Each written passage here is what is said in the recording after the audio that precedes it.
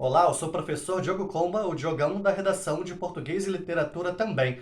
Hoje eu venho aqui neste vídeo enumerar possíveis mudanças para a prova de redação e para a prova de linguagens do Enem.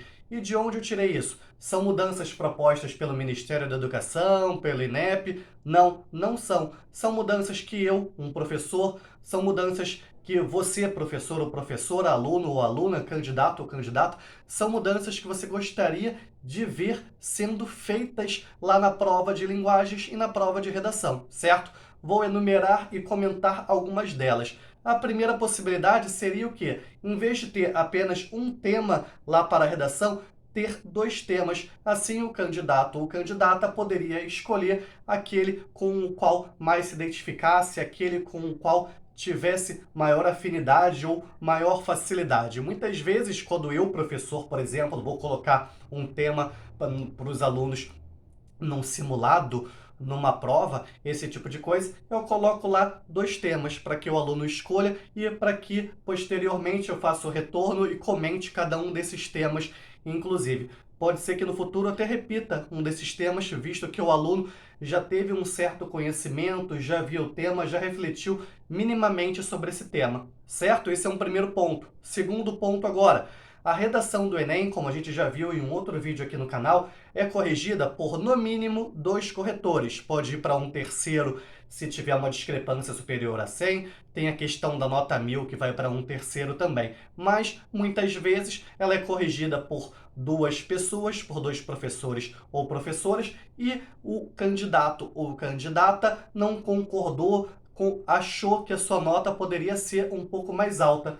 Muito justo, então, ele ter direito a um pedido de revisão. Muitas universidades ao redor do Brasil fazem isso, permitem esse pedido de revisão, desde que tenha um prazo, a nota muitas vezes pode subir, pode se manter ou pode até diminuir, certo? Uma outra questão, agora uma terceira possibilidade, o maior combate por parte dos corretores e corretoras a respeito dos modelos prontos. Como assim?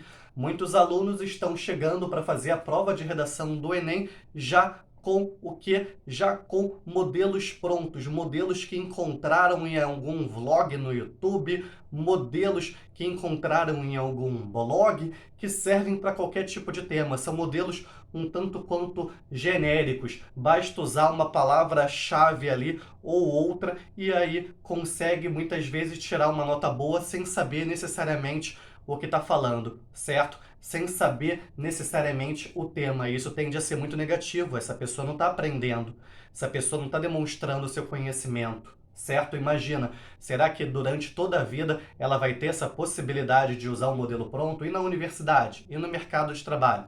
Um quarto tópico agora, a gente poderia ter aulas de corretores e corretoras do Enem. A gente poderia ter divulgadas pelo INEP, de repente, num canal no YouTube do INEP ou do próprio Ministério da Educação, aulas de corretores e corretoras do Enem, de pessoas responsáveis pela correção da redação do Enem, para que todo mundo pudesse entender perfeitamente como é essa correção. Lógico que existem muitos youtubers por aí que fazem isso muito bem. Eu, por exemplo, professor Diogo Comba, o Diogão da redação, mas o Enem fazendo isso daria maior credibilidade ainda ao exame. Tem muita gente que ainda não confia tanto nessa correção, que não entende tanto essa correção.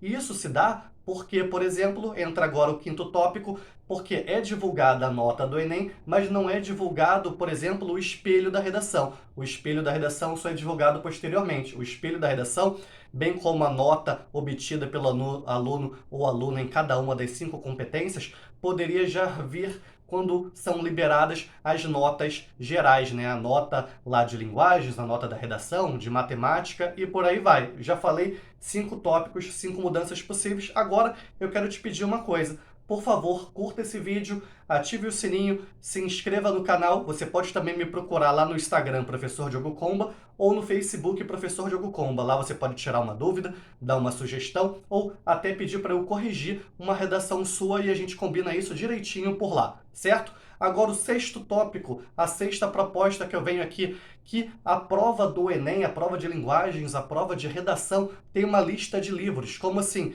A UERJ tem lista de livros, a USP, FUVEST, tem listas de livros. Se eu não me engano, a Unicamp também tem.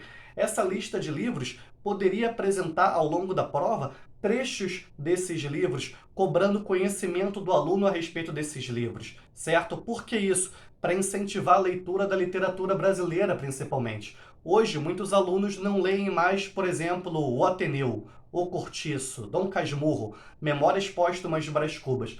Você pode até pensar que são leituras um tanto quanto afastadas desse público adolescente, mas gerações passadas conseguiam ler isso muito bem. É um tópico para a gente problematizar e, quem sabe, falar num vídeo futuramente aqui no canal, certo? Então, quem sabe, lista de livros, olha só isso, lista de clássicos da literatura brasileira para a prova do Enem, tanto para a prova de linguagens quanto para a prova de redação. Uma outra questão também, o Enem, o INEP, o Ministério da Educação, poderia liberar uma lista de contos e crônicas da literatura brasileira, contos e crônicas esses que poderiam estar presentes onde? Lá na prova de linguagens e questões serem feitas a partir desses contos e crônicas. Por quê? Assim, o aluno ou a aluna poderia ir lendo ao longo de sua formação esses contos e crônicas e adquirindo repertório, tomando gosto pela leitura de contos e crônicas, quem sabe pesquisando outras produções dos autores dessas obras, desses textos, certo? Se aí a gente conseguiria assim formar um público leitor, meio que entre aspas, na marra por uma necessidade, já que estaria lá no Enem, mas a gente conseguiria formar esse público leitor e o aluno também teria uma vantagem de não ser pego de surpresa, de repente com um conto, com uma crônica que ele leu, que ele nunca leu na vida. A gente poderia fazer isso também com poemas, com poesias, divulgando muito a produção poética no Brasil, que ainda é muito incipiente, né? Produção poética no Brasil que é muito vasta, mas que tem uma divulgação muito incipiente, meio que restrita a certos nichos, ok? Uma outra questão, com isso a prova do Enem poderia ter, quem sabe, menos textos. Por quê? São lá 45 questões de linguagem, 45 textos ou fragmentos de textos. Depois ainda vai fazer a prova lá de ciências humanas com inúmeros textos também. Lembra quando era a prova de linguagens junto com a prova de matemática? Era tanto texto, tanto número, que chegava lá às 5 horas da tarde, 1 mais 1 era 27. A pessoa não estava mais aguentando ler tanta coisa e acabava se confundindo. Menos textos e mais gramática também, a nona sugestão que eu dou. Por que mais gramática? Gramática é importante, gramática é necessária para entender melhor certas questões. A gente viu aqui num vídeo passado falando sobre a questão do gênero neutro e observou como a gramática dá subsídios para que não se use o gênero neutro como alunx com x ou alunes, certo? Porque a gente comentou lá no vídeo, dá uma olhadinha nesse vídeo. Mas gramática, o estudo da gramática é importante também para uma língua, para entender melhor como essa língua funciona e por uma questão prática, por uma questão pragmática, você matar uma questão porque você tem um conhecimento prévio, um conhecimento solidificado de gramática.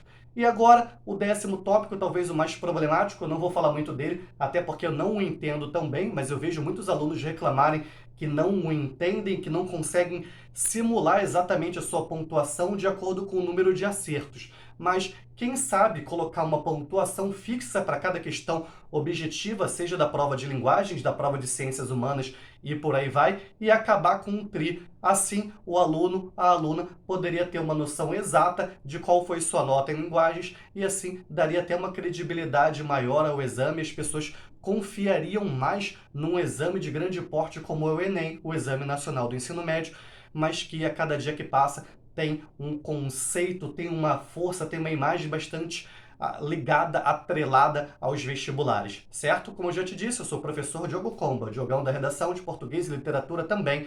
Se inscreve aqui no canal, curte esse vídeo, ativa o sininho e me procura lá no Facebook e no Instagram, pede para me seguir, conversa lá comigo. Tem alguma outra sugestão? Bota aqui nos comentários. Discordou de alguma que eu falei? Coloca aqui também. Aprovou alguma que eu falei? Coloca aqui que a gente vai trocar essa ideia. Que a força e a inspiração estejam com vocês, sem dizer adeus jamais.